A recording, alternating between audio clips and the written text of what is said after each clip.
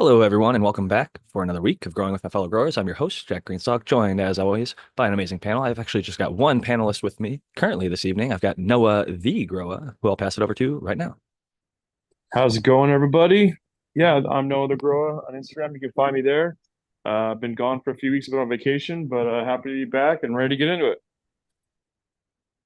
Well, as I say, we only have one panelist. We have two jumping in, and we'll see who loads up first. It looks like the American one has gotten here just a second earlier, and his audio is coming through now. So, Tao, why don't you go ahead and introduce yourself?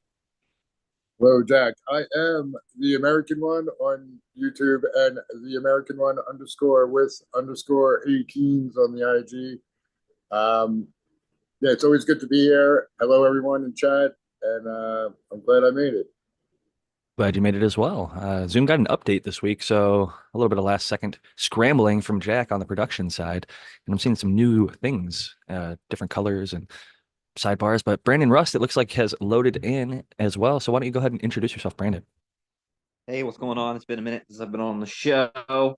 Been super busy traveling and doing a bunch of stuff, but it's good to be here. For anybody who's not already familiar with me, you can find me at rust.brandon on Instagram. I do a lot of cannabis education, and I'm the owner of Bokashi Earthworks. We're happy to have you back, Brandon. And this week, I actually do not have a topic. So I just made the title of the show, episode 272, Choose Your Topic. And if somebody in the chat throws out a topic or something that sounds interesting, we could get to talking about that. We could also, just do a little check-in on how things are going for everybody in their gardens or life and things like that.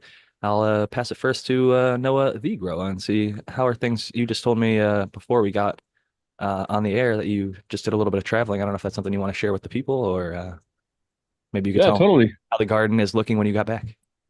Yeah, yeah, the garden's looking good. Caregiver did a good job while I was gone. I just got back from Hawaii. I actually spent 10 days on the Big Island. I rented a Jeep Wrangler, and if you're familiar with the Big Island, there's like two main sides: Hilo on the right, Kona on the left. And we stayed on the Kona side for a couple of days, and then we went to Hilo for 8 days, and just all over the place. It was a blast.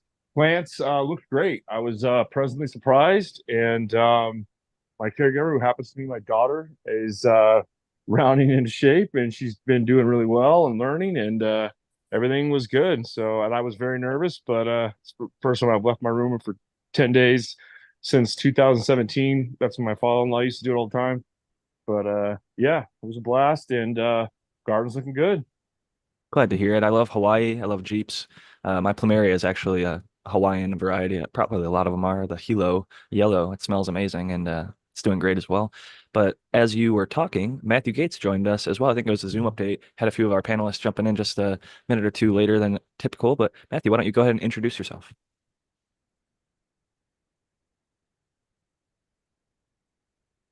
If you are with us and ready. It sounds like maybe that is not a possibility for you quite yet.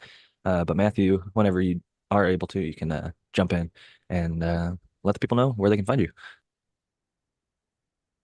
With that said, we got a little update from Noah. Tao, anything new and exciting garden life wise? Is there any topics that you've been wanting to talk about that maybe we haven't covered or something interesting that may have come up recently?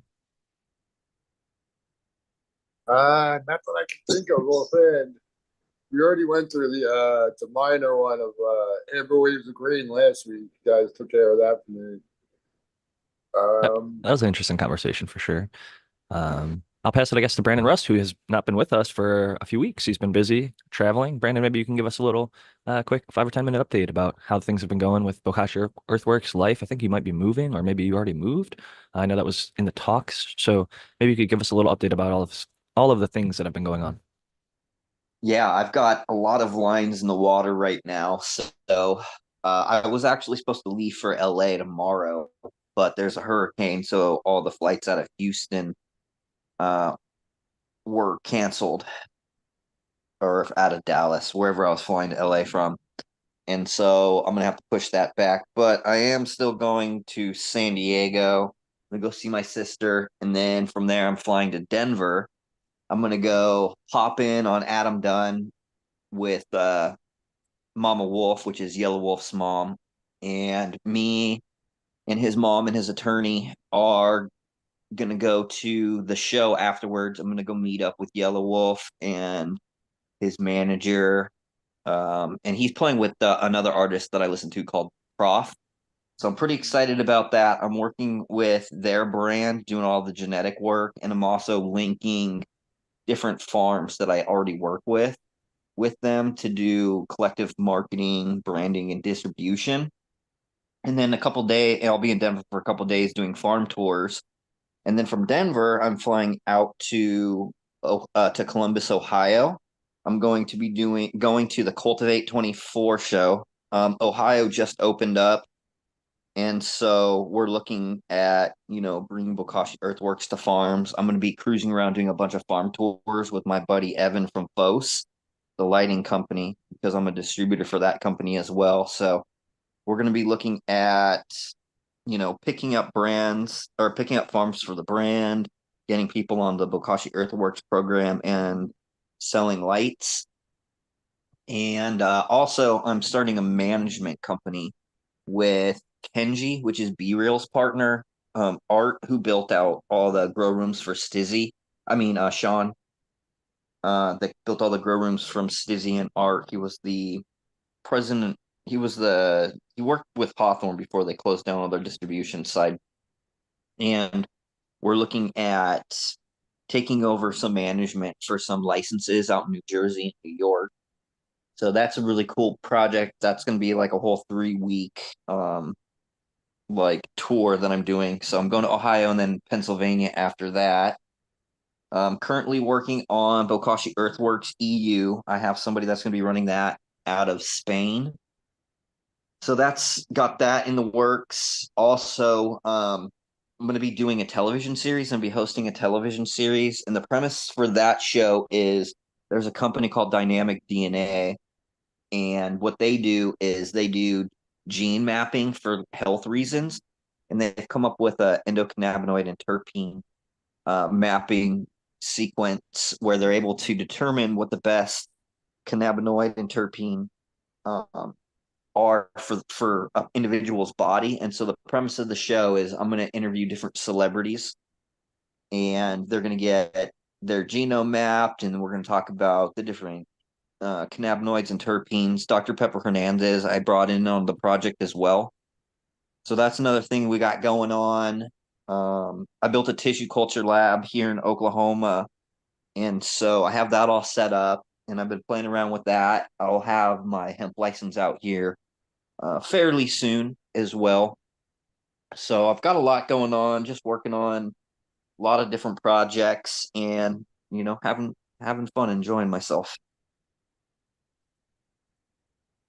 That's a whole lot going on, but I'm really actually happy to hear it because keeping busy is good, especially when you've got a lot of positive things happening, a lot of big names, a lot of cool things, travel, work, and expansion.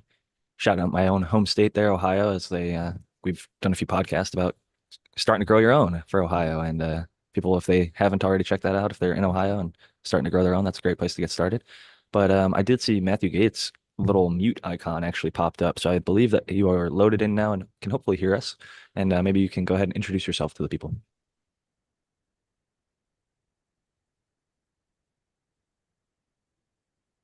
Or maybe we don't have Matthew. I don't know. He might be having technical difficulties. Like I said, Zoom is it's got an update. And so that might be causing problems. Matthew, I don't know if you know this, but we can't hear you. You are muted. There we go. There you go. Oh, now he's Oh, muted again. it unmuted for a second and then went back to mute. Me and Matthew have a live stream class tomorrow on the Eastsist platform, which is a education, networking, and funding Can platform. you hear me? Yeah, you can hear me now. That's too Yeah, there bad we for go. the headphone. That's too bad. Zoom is definitely shitting the bed on the audio platform, but that's okay. Probably not user error. Since it worked last time, right? So Yeah, the last episode, but we did just get a Zoom update. I've got a whole different UI, at least on my side, and I think half the panel showed up a few minutes late because I think Zoom was updating for them. yeah, I heard you say that, but that didn't happen for me. Maybe it Interesting. happened in the background. but Perhaps. it wasn't obvious to me. But yeah, what Brandon says is true, and that's really cool. That's a lot of cool things going on for Brandon. I was just talking about when we were at the Living Soil Summit and how uh, you were definitely, you seemed like you were on it the entire time we were there.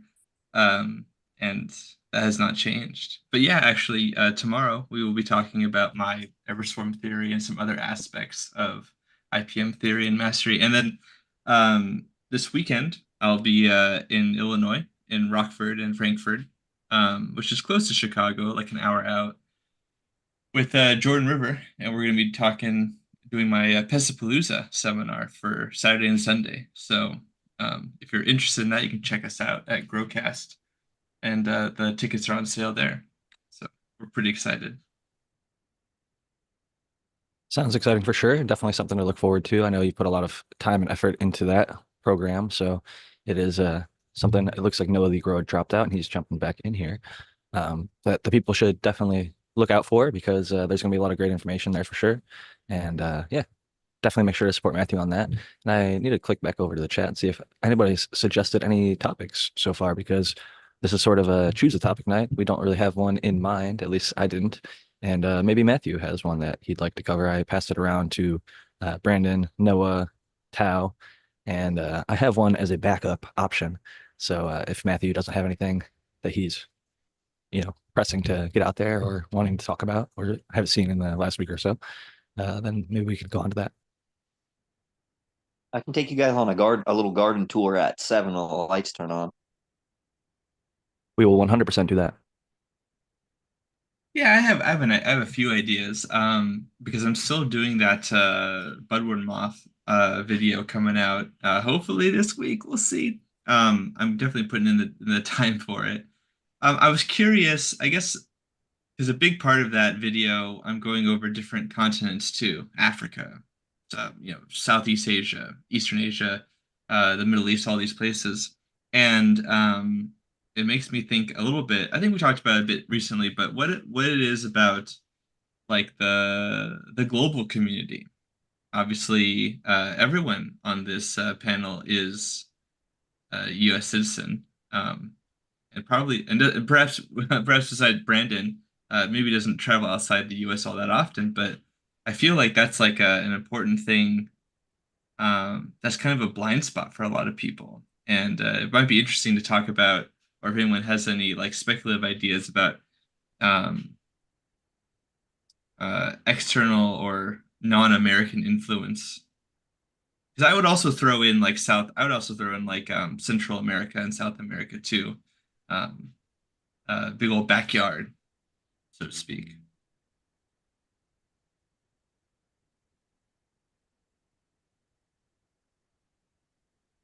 That's a particularly pregnant pause. Do you know what I'm talking about? Well, I was going to say, in regards to the international travel, my passport did just expire, uh, funny enough.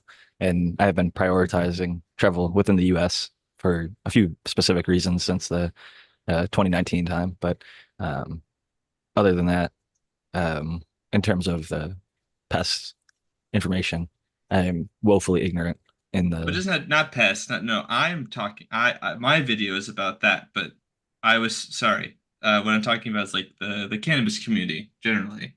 Like for example, like I know in other agricultural crops, slow-hanging fruit talk about how things move to like South America or they moved to Africa lately.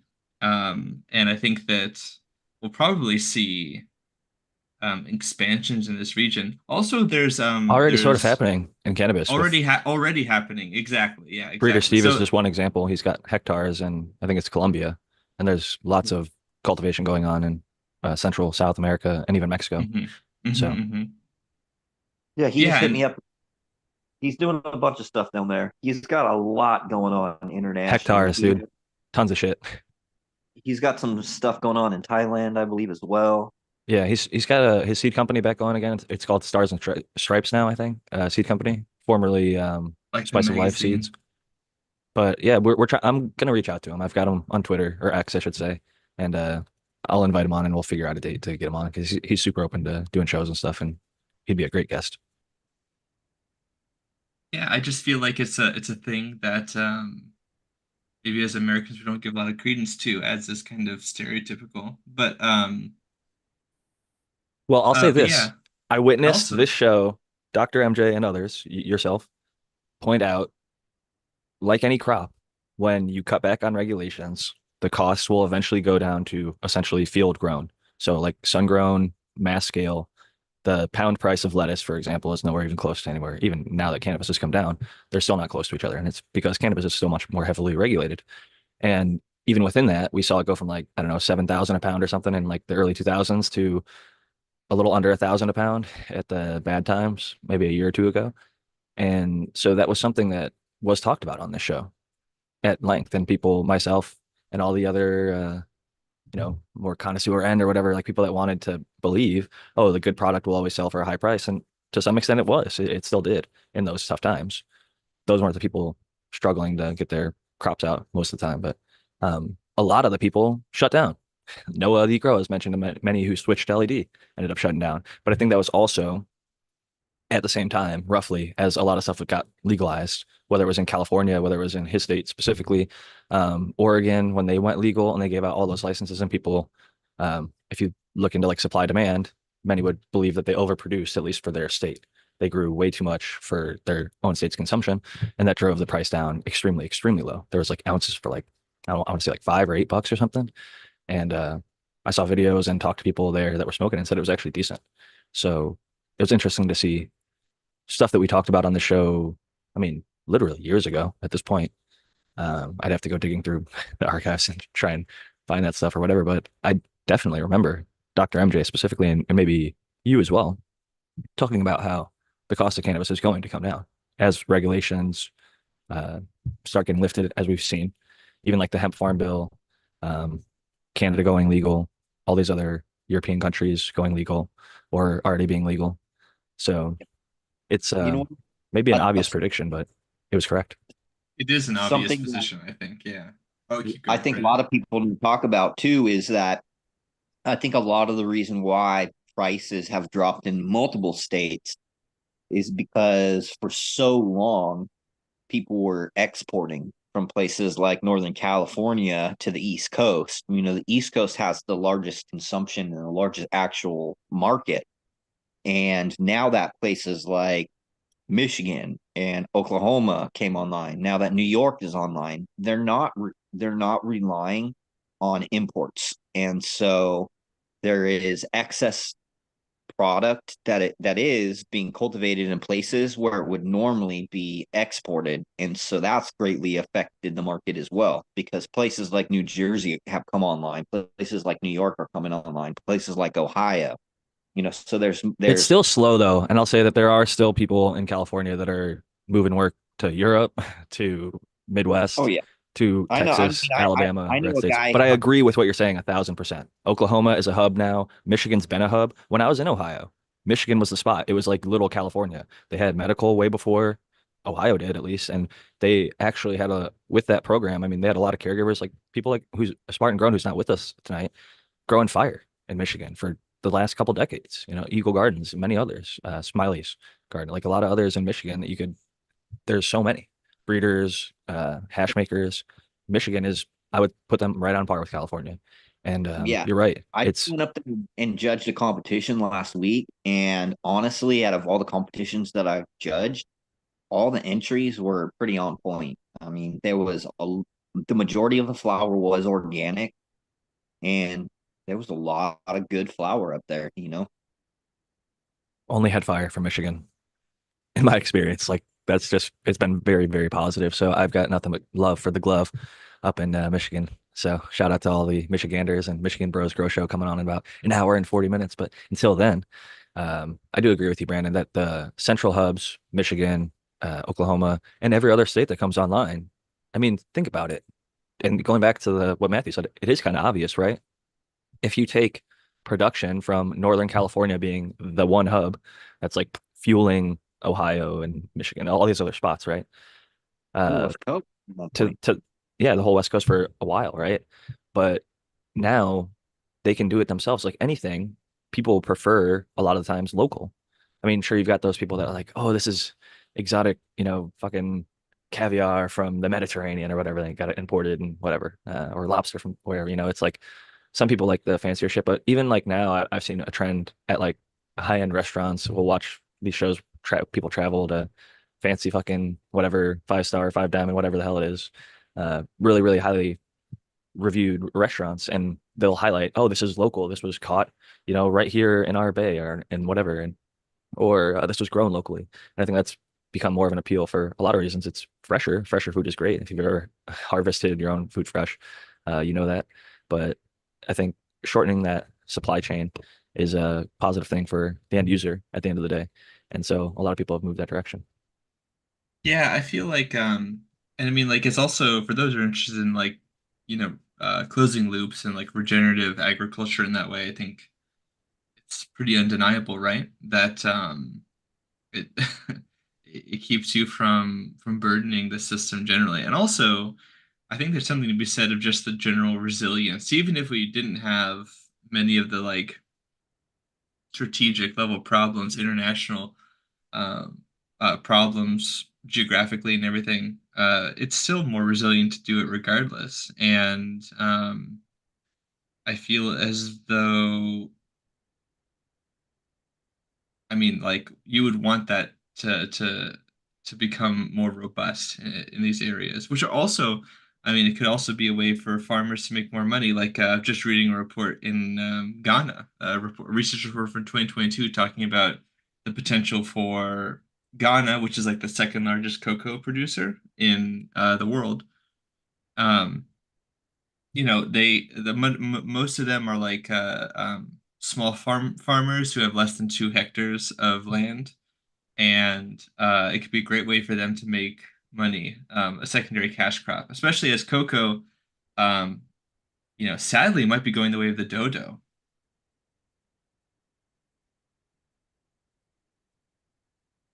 See, I made it rhyme so it sounds like it's more It was a mic correct. drop. That's why we all got silent for a second. I was in a No, combination of reading chat and also reading the message that you I've got, been and I there. didn't know if you wanted to dig deeper into the No, prior conversation or if you wanted to move on. I didn't want to switch us up necessarily. I mean, it's a cool. It's I'm the one who brought it up, I suppose. So I guess I'll say that like, what do you guys feel as though I guess the way to word it is, do you what is our thought? Like for there's two things I think of. One is these areas, like in Africa, the Middle East, all these places, they have a lot of historical places where cannabis is grown and processed. Obviously, I don't think we have to get into that point too much, but um, it's really cool to see these places get revitalized. But do you think that what do you think the fallout internationally that would be for growers like here and also indoor growers for that matter? I mean, like, yes, quality can command a price and all this sort of thing, but like, we've said this for several times, but what defines quality also changes because I think the standards are going to get higher. Um, As the and dollar gets tighter, people give a shit less about the quality. I hate to say it. It's like if it's 60 or yeah, 70 or 80% as good and it's 1/10 the price, yeah, fucking right. They're Yeah, not paying 10 times more unless m they've most got it like people, that.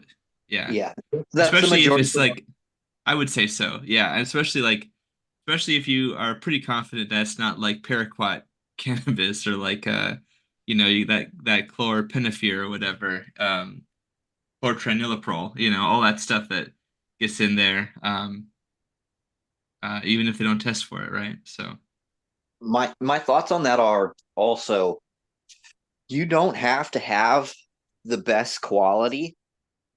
Let's say you're a brand, but if you're consistent and you have a good price point, that's what the market really wants because the majority of cannabis consumers aren't looking for the highest quality. They're not looking at the farm. They're just looking at price point.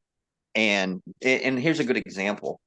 When I was in high school, I was smoking lots of Mexican brickweed, seeds, stems. I have to de-seed it. Sometimes you'd smoke a seed, it tastes like shit. Sometimes it give you a headache.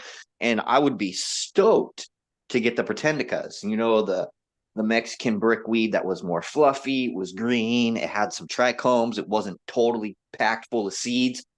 And I was stoked because it was better quality than what I was used to without having to pay anymore.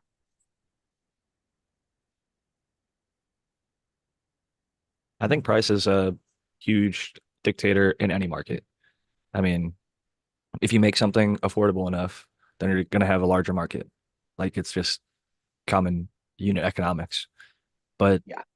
this is being implemented sort of in a weird timeline across like all these different scales because like you have one state going medical, one state's fully legal, one state, one country, everybody's doing things different. One country allows export, some don't, you know, so it's Yep. like the prices, the ability. Well, and the other thing is now if you're Canada and you can export and you can grow for export, like we mentioned, Miss Nudie grows, works at a farm who I think is doing a little bit of that now.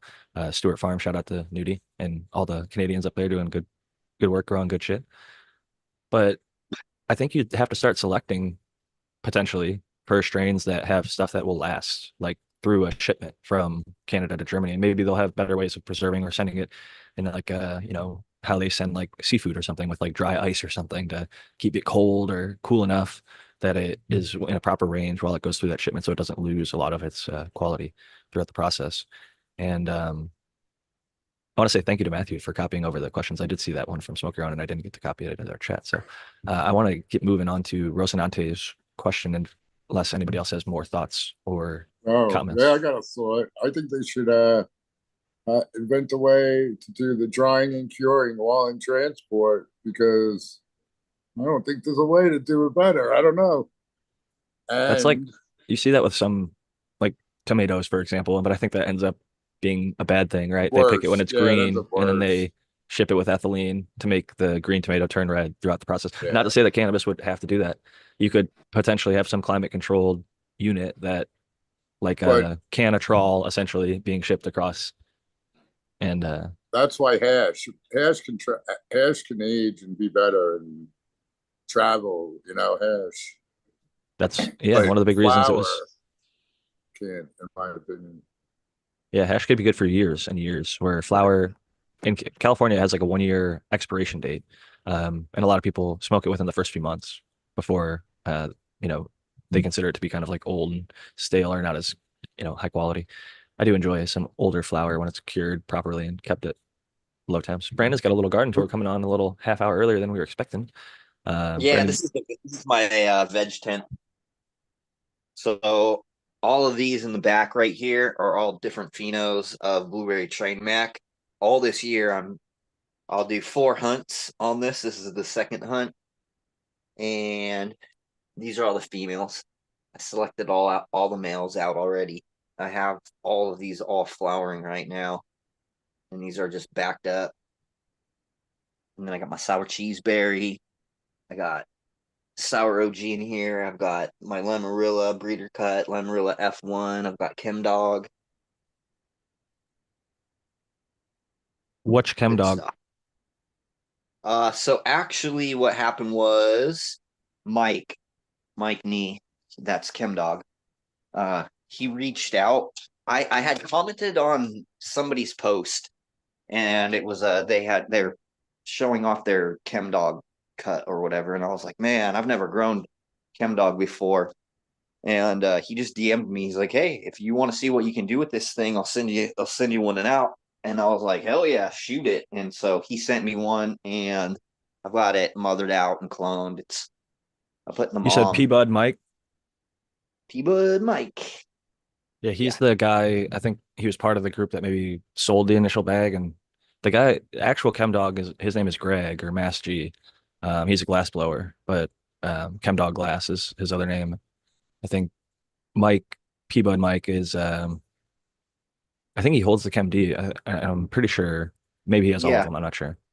yeah. He grows the Chem D. He grows it in Florida.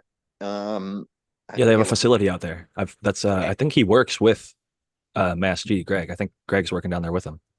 Okay. Yeah, so he shot me that chem cut. I've got that. I've got the sour OG, which is actually sour bog sour double. I didn't know Um, that. well, so interestingly enough, I grew sour OG in San Diego for a really long time. And I saw it again. I hadn't seen it in a long time. And it was labeled, though, it was labeled sour double. So I hit up Sean Cron and I was like, yo, what up, dude? I was like, this is the fucking sour OG that we used to grow. And he's down in San Diego, so he's had it forever. He's like, yeah, bro, but it's actually bog sour. And I was like, oh shit, I didn't know that. So it's what we called sour OG for a really long time was actually sour double.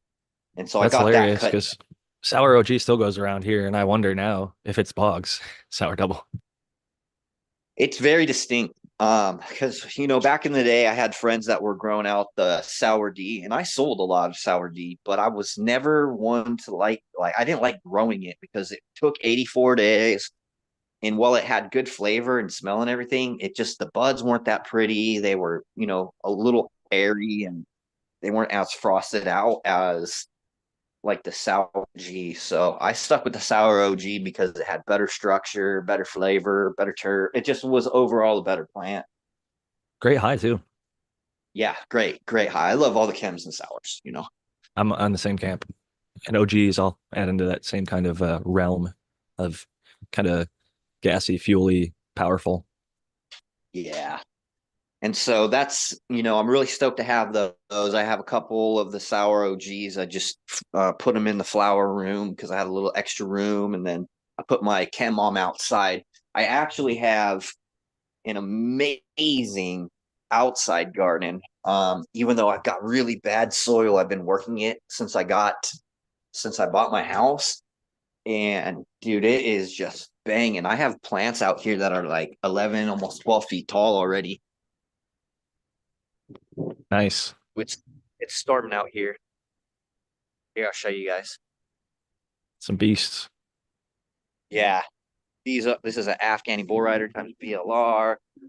I've got a bunch of small plants out here. You There's turn it my to the side. chem. Yeah. There So we go. there's my chem dog right there. I've got Bub Pre 98 Bubba times Afghan. I've got some big ass strawberry daiquiris. I got some death breath crosses. Strawberry shit always gets tall. Oh, I mean peach. Sorry, peach daiquiri. Peach I was gonna say, daiquiris, like not straw. in my Got experience, some stuff. that's been the case for, Odie. but peach in this case. I've got some landrace, Hindu Kush out here from Baba when I Oh, met him nice. in The Spain. dude from Seeds. Afghanistan. Yeah. Yeah. He does all the hash stuff. I got some PK I love his times. page. If people haven't checked it out, it's like Baba with like a few A's, and then there's like sevens and sixes somewhere in there. You'll find him No, if you look around, I think. that Yeah. PK looks good. Oh, yeah. This is a PK MK Ultra here. So is this one. I have These seeds are of that. white truffle times black lime reserve. It's great. I'm hunting through a bunch of those. It's like storming out here. It's been raining all day. I have some other ones too. This is one of my favorites out here. This is Limarilla times F5 lime times Limarilla. It's the inbred limes number 2. And then this is another really nice um, PK times MK Ultra right here. Here's another one over here. So I've got a lot of cool stuff. I got gas from Capulator, which is Mac 1 Starfighter. I've got a bunch of these. And everything's just fucking doing really well this year. I've I been doing want to Fumate. I want So, to skip Rocinante's question for 2 seconds because you just mentioned the Mac one, and it goes to Smoke Your Own's question. Cheap home grow, uh, triploids. What's the advantage? And people are saying, and Spartan said that there was confirmation that the Mac one is triploid. Do you have any thoughts on that, Brandon? Is there any advantage to triploids or Mac one specifically being a triploid? well, the idea is to have a variety that doesn't accept pollen. So that way, if you're doing big outdoor or like big commercial production, you don't end up with a bunch of seeds. I think that's the idea behind it.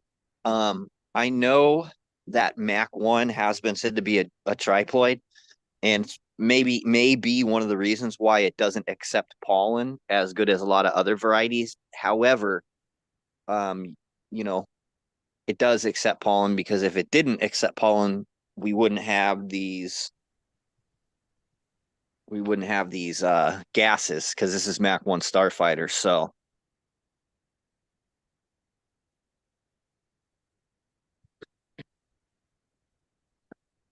Looks like we just lost Matthew. But yeah, no, I think that you're right. It's interesting. Spartan said he hit it with a ton of pollen and didn't get anything out of it, but it was like pollen that he stored, but the same pollen that he stored worked on every other plant that he pollinated. So interesting. But I think maybe some females maybe are able to push through it. Maybe they have their own triploid nature within them that we don't know about. Or like who knows? There's a myriad of possibilities. There's not just triploid, it goes like to heptaploid, octoploid, all that shit. It keeps going. Like plants can have so many sets of DNA. So it doesn't just stop at triploid. It continues on. So they can have more and more and more, and like mutations and stuff over time happen to make it advantageous to potentially have a second or third or fourth or fifth set of DNA strings going on for the plant. So, in terms of is there benefit, I think what Brandon hit on, the potentially not being able to be pollinated, although Mac has been showing in some cases that it can maybe at least lesser. So instead of like 1,000 seeds in your, 1,000 pound, or a million seeds in your 1,000 pounds, you have like 10 or something, or like 100 or just few here and there, versus it just being like, how like seedless watermelon and seedless yeah, grapes and stuff still have seeds in them on occasion. They're just like white, and Breeder Steve has mentioned this in the past. It's like Stethanocarpy and Parthenocarpy. Like they can essentially get pollinated, but they only make little non-viable seeds or like very few. And then like I think Stethanocarpy, I could be mispronouncing or saying it, but they don't make any seeds essentially. So there's different avenues for the same overall thing, and triploid might be one way of doing it. I've also heard people saying having that third or whatever set of DNA allows for them to potentially be more resilient to things like powdery mildew, molds, etc. I haven't seen science to back it yet. Well, you're well, basically doubling up or tripling up the genes. So if you yeah, have some genes where that's all you need to do to take a very complex thing and make it very simple, essentially, that's why it's helpful. That's why it can be helpful. Right, it's And a dice roll, and each one of those doubling or triplings is another opportunity that it has that set that carries the chromosome or whatever gene that turns on the resistance towards X, Y, or Z. It could there be are some genes too, or gene mutations even. A good example of this is the COG7 gene mutation. And what that does is it gives resistance to hop latent viroid. And so as we have more data on the genome of cannabis, they can isolate different genome sequences and they can determine what those genes do and how they act within the plant. One of the things that another thing that I didn't talk about is I have a friend who has a plant that has a COG7 mutation. They did a whole genome sequence with Cannapedia, which is part of medicinal genomics. And then they actually contacted her and said, "Hey, you're one of 5 people that we found that has this mutation." And so I started talking to the lab that I work with out here in Oklahoma, and they have an in-house grant writer. And so we're looking at writing a science white paper on genetic assisted breeding, where we're basically using you mean like plants, marker assisted breeding? marker assisted breeding, exactly. But we're also looking at, we're going to have another meeting with the lab, and then we're going to all have a meeting with medicinal genomics, because the what we want to do is we want to isolate different genome sequences within the plant that have resistances to things like botrytis and fusarium and poplite, and then breed with those, find those markers in the plant, do some science, and then also maybe get into a point where we're taking these genes and doing insertion. So that way we can create like genetic IP. And the reason is because regardless of whether how people feel about, GMO and stuff like that, it's gonna happen. And especially as the federal laws change. So I figured I would be proactive about it and I would try to be on the forefront of these types of projects. So Sort that of way it's not, mercenary of you. It's like that pink well, pineapple. I mentioned that it was breeding initially. I thought it was. It's actually GMO. They use like a tangerine, something that increases the lycopene and it creates the pineapple. The natural amount of lycopene raises, changing the pineapple from the yellow that we all typically know to like a hot pink, almost cotton candy. And I do think it is a little bit sweeter, but unfortunately, that was done by GMO, unlike what it actually was done by breeding the cotton candy grape, which I mention a lot of the time. But Brandon, like you're saying, there is more IP, and it's easier to get to IP if you're using Well, gene here's the insertion. all these things are going to happen in this space regardless of how we feel about it. So I was like, it's better to have people that understand the plant and stuff. And the thing with gene insertion is you can get to the same place doing marker assisted breeding. It's just going to take exponentially longer as opposed to if you were to isolate those genes and then use something like CRISPR to insert, cannabis genes into another cannabis plant. Or even like a And mutagenic breeding. The guy who's I've mentioned in the past, he's the heir to the Coca-Cola bottling fortune in like Greece or something. And he got into hemp.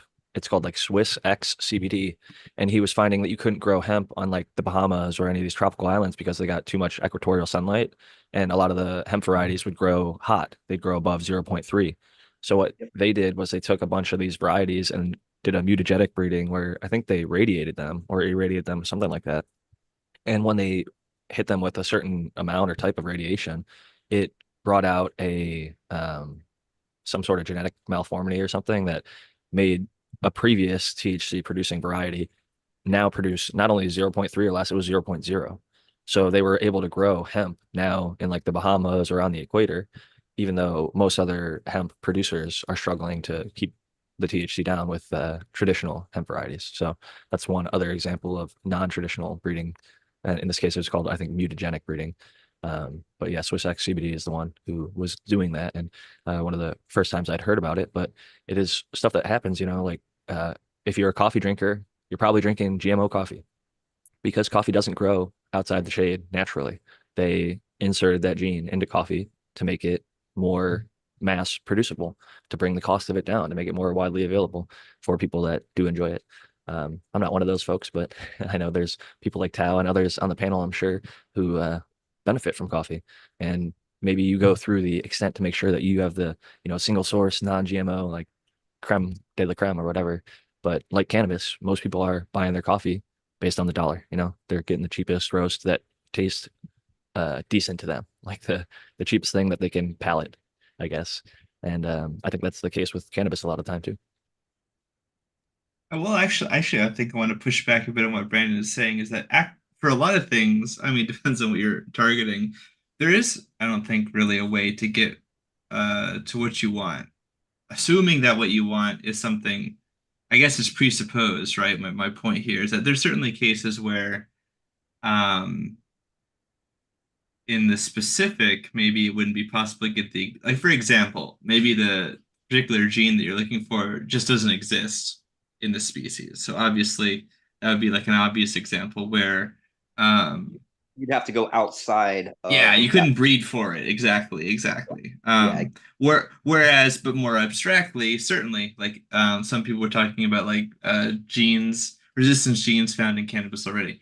You could take those and with marker assisted breeding, like Brandon was saying eloquently, you can use that. You can like double that up, or you can change. Rocinante mentioned also very astutely that just because you double the amount of the gene or the times the gene shows up in the genome doesn't necessarily mean that the transcription factor or all of the myriad other things that influence gene expression um, are proportionally changed, which might not be double. Like it's definitely like a Rube Goldberg machine.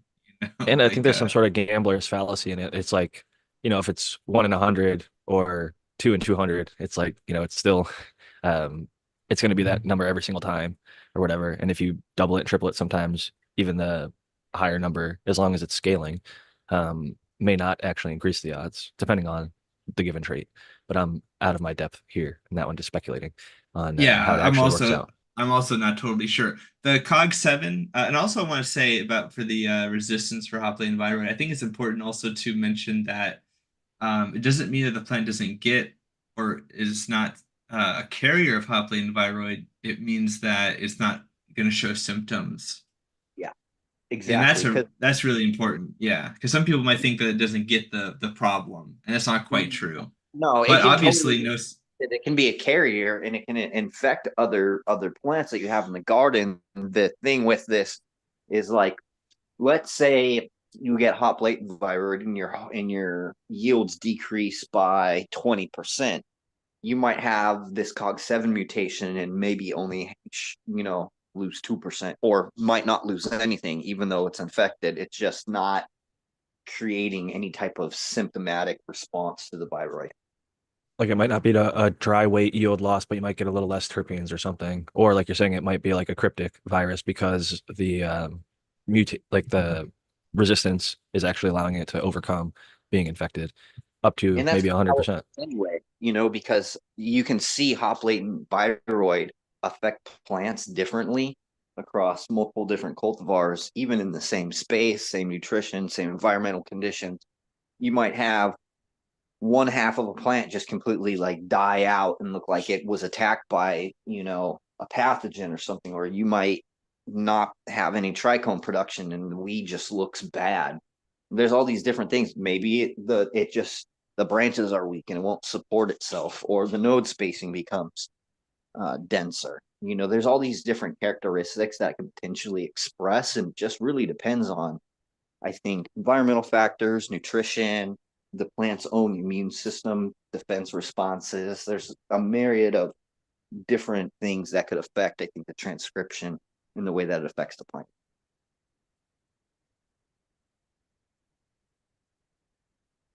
It is really interesting. And I think we're going to learn more and more about that stuff, and whether it's marker assisted breeding or using testing to figure out whether you've got hop latent viroid. Like they found out that testing the roots is one of the most foolproof ways to get a confirmation if the plant does have any viral load, at least for that specific pathogen. And it's cool that we're learning more and getting better at, avoiding or treating, diagnosing, and scrubbing the plants of X, Y, or Z pathogen whenever it comes about. We're definitely seeing a lot of tissue culture labs and things springing up and finding their place to try their best to prevent that or get rid of it on valued cuts, like some of the ones Brandon mentioned earlier. Yeah. So it's a And the big step in the right reason direction. why I set up the tissue culture lab, because I knew that we are going to be working on these projects. And when it comes to like pheno hunting, all the stuff in my backyard, instead of me taking clones and having to cultivate those and maintain those, I'm basically going to be putting them on ice until the end of the season. And then once I have my selections done, I can toss all the rest out and then keep the ones that I want. I can clean things up from viral pathogens, especially things like fusarium. Fusarium is really bad, and people don't realize how much of a negative impact it has. And a lot of times, plants that are affected by it, they won't root, and oftentimes it's mistaken as something like hop latent viroid, but it's very present. It's very easy, especially if you're overwatering or you don't have proper water management. Very That could easy be to the end of contract. it for people. I've heard people that had cuts that they had for a long time, and then like, you're supposed to take two and make sure that they root before you flip and everything. But like that one time they were like a little excited, or maybe they just assumed that they were going to root, and then they like that cut never did and everything else did. I think sometimes it might be fusarium or other things, but it is unfortunate when something causes the plant to not strike those roots in a regular time or at all. And it could be something, I hate to say as simple as that, but it's not something that you can necessarily see, right? You have to test for it. Maybe you And can see it once the symptoms are bad enough. it's systemic. And if you contract it, it's one of those things where, you're going to have to clean the plant up, or you're going to have to figure a way to outgrow it, or, you know, Well, I do feel bad because we've been making Rocinante wait, and they're a long time listener, and this was a fairly good question, and Matthew dropped out and then came back on, so I'm glad that you're still here with us, Matthew. Given the technical difficulties we've all been having this evening a little bit, happy that you're back and you've been chatting with us for a while. But Rocinante asks, zenthanol, can misuse of pesticides on cannabis that's cultivated in regions without strict regulations lead to more rapid selection for resistance in the populations? Is this happening with any now? good Yeah, question. like I don't want to, it is a good question. And the answer is it has been forever. pretty much. The fundamental answer is what I always love to talk about, right? Which is that things are constantly changing all the time. So in an environment where it's not if but when for anything really, you should always kind of be looking at things like that. Um, but like the budworms that I've been talking about extensively lately and looking at, that's always on the forefront of my mind lately because you've got, like to rehash it a little bit, you've got like in Northeast China, you've got China's been using BT and that kind of stuff for like 25, 30 years, and they've been tracking their use and they've been tracking and publishing about its effect. And what they found was that there were budworms, for example, that became very highly resistant to the proteins that the bacteria produces that kills them. And actually, they're able to do that because they have a little enzyme that they just produce a bunch more of. So it's not like it's like some sort of fancy schmancy new mutation. Speaking of mutations, it's actually just something, a capability that kind of already they had latent, and it was just through selection pressure that the ones that produce like 10 times this enzyme were able to survive. So that's one example. Another example are populations that have been found to be like uh, larger, more body mass. Maybe their wings are larger and things like that, which you can't really tell in the field. But over time, these things allow like them, like insects and various things, to like fly farther distances, maybe reproduce at greater numbers, that kind of stuff. That's all happening. But you got like, for example, we get stuff from like Brazil, and we get stuff from like Turkey, and we get places from um, various other countries. And like I've said many times here, people, we might be fine. We're not applying things here, but they apply those things officially or unofficially, and it totally wrecks the local environment, and it also causes these selection pressures, and then they migrate into our area or they come in through trade. And it's a huge problem. In fact, in my video, I have three speculative budworms based on some of the stuff that we've already seen in research. And just an example, like I thought, like we have like for me, I gave it the Great Plains budworm, which would be like a combination speculatively of populations that we know from Mexico, Brazil, and East China, with like larger bodies and larger wingspans. We would expect them to move further and reproduce greater. And also because there's a big cold tolerance in these populations from China, we would expect them also to survive up through the 42nd parallel latitude, which in the U.S. is typically like a big barrier because the ground freezes, and so things that pupate in the ground, they'll survive better, or the budworms would, for example. So obviously, that's a problem for people up in the Corn Belt and that kind of a thing. They're not going to get the level of reprieve that they did previously, and also things are getting warmer. So predators, parasites, things that we kind of expect from a reset, we're not going to have a reset as much. It's going to be more continuous. It's going to feel more tropical, probably, and that's my diatribe. It's unfortunate that they can come from a place that has cold weather and then they're fucking cold resistant. And then they're Yeah, very I well mean, adapted and can fucking survive in a lot of other regions and be very much a pest. yeah. So So, anyways, the answer is yes, and there's nothing we can do about it. As individuals, as voters, you can vote for various things. You can be a more active aspect of your community and try to organize, and I think that's helpful. But at the end of the day, when I'm talking to growers, obviously that's none of that is like that's all above our collective, our individual pay grades. So the best thing you can do is recognize that things can change, and maybe a pesticide, safe one, albeit, but a pesticide nonetheless that you rely on might become unavailable or might not work anymore. And that's why you should always be looking for options. Options give you choices, and choices give you contingencies, which we'll talk about at the Pestapalooza. that's a big thing about the IPM that I like that you've focused on a lot is having sort of things, multi modes of action to attack something. Whether it's like a spray is just one mode of action to go after a pest. You can also have predators. You can also use physical removal or netting to block it out and things like that. That multiple tiers and layers of integrated pest Sure, management, which is huge.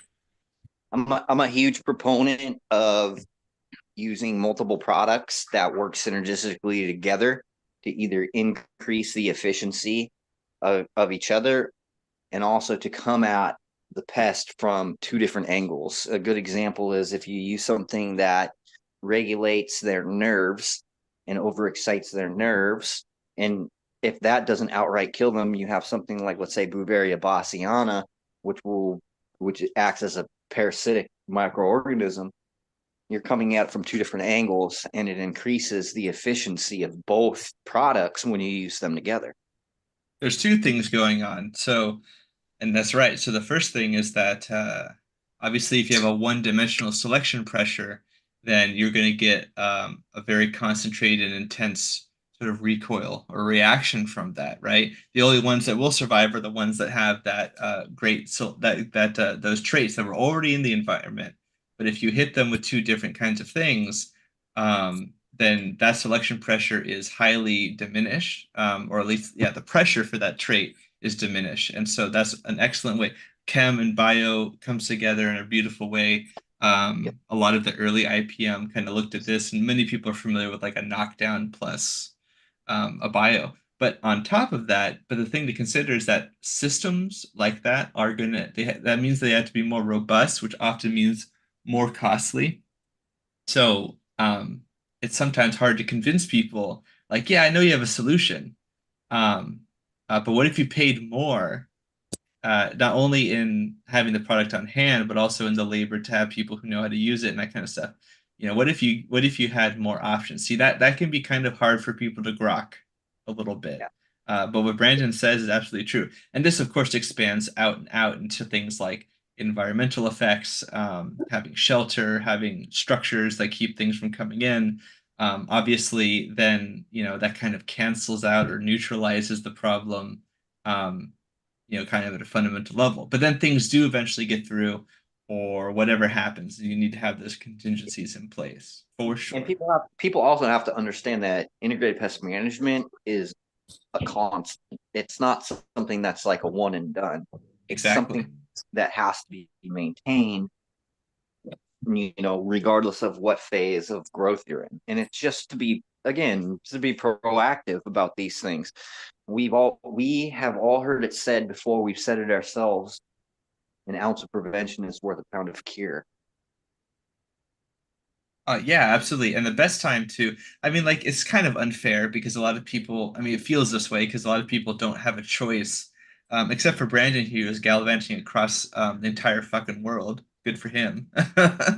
Good for you, Yeah, Brandon. I'm really happy for you. But no, that's the thing. A lot of people do not have like they can't like decide, like at the setup screen of some video game, like where am I gonna grow? Am I gonna grow in Colombia? Am I gonna grow in Ghana? Am I going to grow in Australia? Do I want to grow in Japan? Where am I going to grow? They're usually constricted heavily. So like, but if you do have the ability to, at the very beginning, choose a good location locally, or at least build out your structure, sort of with a plan. That's like that'll it might cost you more in time somewhat, but it's a variable that is super crucial. And I find that people who have to make do are making a lot of concessions that um, constrain their options. I think Right. something that's an interesting fact related to kind of what you're talking about, whether it's Brandon's world traveling or most people's realistically doing what's local to them. I saw something like about 60% of people in the United States are still living in the state that they were born in. And of that, something like 30, between 30 and 40% are still living in their hometown. So a lot of people never really get out of where they're at. They're just kind of not stuck in a sense, but maybe they're happy where they are and they don't want to leave. But then it comes down to they have to make do with their cannabis policy, regard, physical locations, etc. regardless of where you're at, though, you have to take into consideration what type of pests are around you, and you have to familiarize yourself with those so that way you can be proactive when it comes to your cultivation. Especially like for me, for outdoor stuff, I know when the grasshoppers come. I know when all the leaf hoppers are going to be around. I know when all the worms are and the moss are going to start coming. And so I'm proactive and I know what times that happens. And so I know, oh, I need to start spraying now. I need to be doing this at this particular time. And as long as I do that, regardless of the location I'm at, if I can familiarize myself with those insect problems, And I'm something I'm super excited about, which I do talk about in the video, and I'll be talking about in more videos in the future and other seminars like the Pestapalooza, is like just how like um, the idea of they call it cyber agricultural systems, or CAS, not close air support, but it can feel like that because it's essentially a way to have lean sort systems that are not super like power intensive, not super complicated to use. Like you don't have to be a coder or software engineer to use them. Um, but the ability to like basically turn so many things into a sensor, besides the Mark One eyeball and yourself, but having ways to gather information so that you can make informed decisions, which in a basic way sounds obvious, but it's like no time else in history has it been easier and simpler to, if you build it at the start very sveltely and smartly and smoothly and streamlined, you can have like a really dope setup where you can kind of collect all this information and you can make actionable decisions, um, or even preventative decisions. Like Brandon said, because you can like know this information. Like one example to stop being so Real abstract quick, I is, want to get Tao a second because he said he's only going to be able to stay for the first hour. So I want to let him get his final thought and shout out in real quick. yeah, absolutely, go for it, Tao. Thank you, Jack, and thank you, Matthew, and everyone on the panel. Yeah, my last thoughts were I was thinking about local is definitely usually fresher and better, but like certain food has their country of origin, whatever makes it supposedly better and special. So I wonder if that will ever be a factor in cannabis. Like and I don't know if it's true, but I guess olive oil is equated to Italy, and Manuka honey, like that's a special honey. It only comes from one spot. So yeah, I wonder if that might eventually trickle into the cannabis world, and especially like with people that don't, or that are stuck up or don't know better. But in any case, I'm the American one. I'm sorry I gotta leave, but yeah, it's great always hanging with everyone. Good to see everyone in chat, and we'll catch you all next week. Peace out. Great having you, Tao. Thank you for joining. Thank you. Thank you. Okay, bye. And Matthew, you could pick up where you left off if you remember where you were at. Yeah, so basically, in the one of the research reports I looked up for the budworms. This wasn't just for budworms, but they were giving examples where government entities and organizations, that we already rely pretty heavily on, if we could make that easier, and simpler, if people could just hook up a computer to, basically a database that is made publicly available for people, basically with some AI interface or something like that, it could be pretty simple to derive, um, for example, information about when the budworms become active in your area based on climate data, based on temperature data, stuff that, year to year, people are constantly recording this stuff, and they've made really bespoke and accurate predictions and forecasting systems. So if you're in Detroit, Michigan, if you're in San Diego, California, if you're in, somewhere in Missouri or Maine or whatever, we have all this information. We have years and decades of a lot of it. And so we know that for your particular area, if you get like this much day length, this many hours per day, all this sort of stuff comes together. And you can be like, and it can tell you, oh, hey, and I know that you planted this date and you expect your plants to be flowering at this date. All this stuff put together can tell you, hey, you should start spraying your BT here, at the minimum here, the maximum here, all that stuff, especially if you're a beginner, is super great, and it would allow people with fresh ideas and concepts to not be like beleaguered and, I think kind of swamped by a bunch of information that maybe they don't have the experience with yet, if that makes sense. a little inarticulate, but I think stuff like that can be super useful for people at any scale. It's totally scale agnostic, human or individual level in the home grow, in your indoor grow, or massive scaled stuff. So it's cheap and it's home grow. So I'm excited about that kind of aspect, making it free for people. I think the people love free as long as it's quality. Sometimes I think that they think it has Yeah. to cost money to have any value or quality, but I don't think that's the case always. So, Brandon, did you want to tell us what we're looking at? I do think it hit 7 o'clock, so probably your lights came on over there. Yeah. So here's my little grow room here. I have 3 lights. They are the Fos Aries, 640 watts. I have them at 50% right now. I have 12-inch beds. If I was going to redo this, I'd probably go down to 6 or 8 inch just so I could do harder dry backs, control hydrology a little bit better. I don't do any type of like crop cover or anything. I do oftentimes take the leaves that I prune and put it back into the system, but I found that indoors it increases pest pressure, so I don't do it. And this bed right here was 25 plants, untopped clones. I went directly from the clone tray into the bed. I gave them 7 days of veg time just to let the roots get established. And then I flipped. And this should be the start of day 10 today. So, and then I have this bed, which is a bed that I actually fucked up. You can see how much smaller it is, but you can see the layout for all the clones.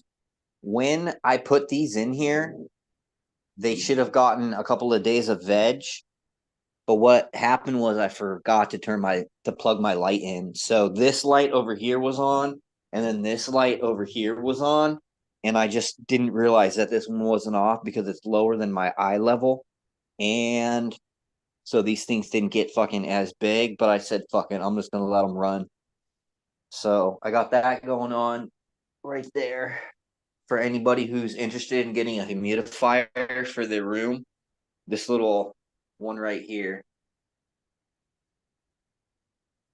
works really well. I think it's like $60 on Amazon. It just sits on a 5-gallon bucket and you can set the humidity level wherever you want. What I typically do is I put a little hydrogen peroxide inside the reservoir just to keep pathogens from growing.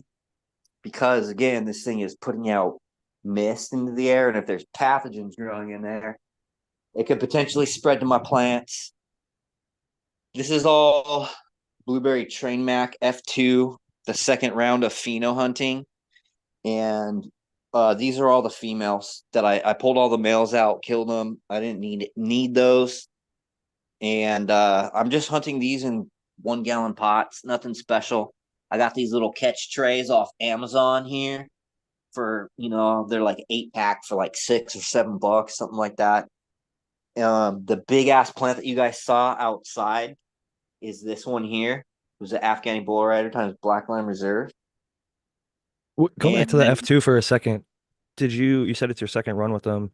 Was there any significant change from the F1 to the F2? the F1 was more consistent with the terpene profile, the structure. The F2 is a little more all over it expresses a wider variance in the phenotypic expression, and also probably the chemotypic expression because the terpene profiles are a little more varied and stuff too.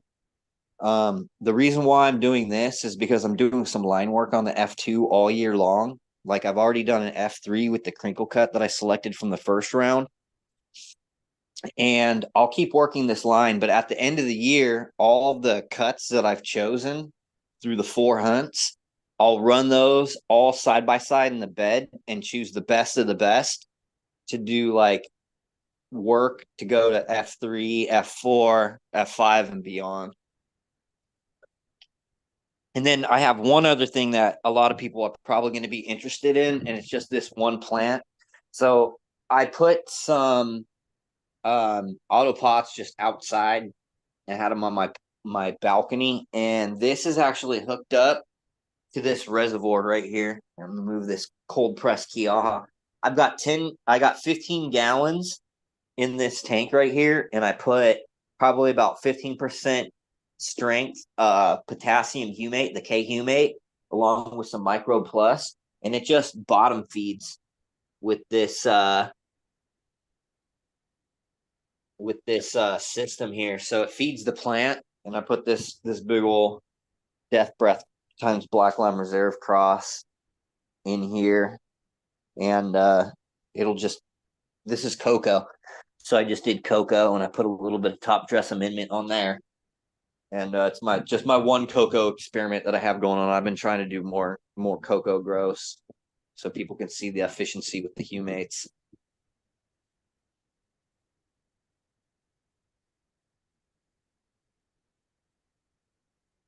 But yeah, that's my garden. It's doing pretty well. I'm excited about this because I have 2 rows of sour cheeseberry. I have 1 row of Limarilla breeder cut, and then I have 2 rows of the F1 Limarilla.